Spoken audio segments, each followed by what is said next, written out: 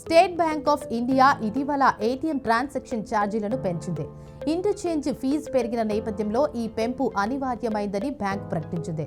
కొత్త ఛార్జీలు డిసెంబర్ 1, 2025 నుంచి అమలులోకి వచ్చాయి. ఇదే తరహాలో గతేడాది ఫిబ్రవరి తర్వాత కూడా ఛార్జీలు పెంచిన సంగతి తెలిసిందే. తాజాగా state bank of India ATM ఛార్జీలను పెంచుతూ నిర్ణయం తీసుకుంది. ఇతర బ్యాంక్ ఏటీఎంలో ఫ్రీ ట్రాన్సాక్షన్లు సంఖ్య నెలకు 5 కంటే ఎక్కువగా ఉపయోగిస్తే ప్రతి విత్డ్రాకు 23+ జీఎస్టీ వసూలు చేయనుంది. ఇక బ్యాలెన్స్ చెక్ చేసినా, మినీ స్టేట్మెంట్ తీసినా ₹11 కట్ కానున్నాయి.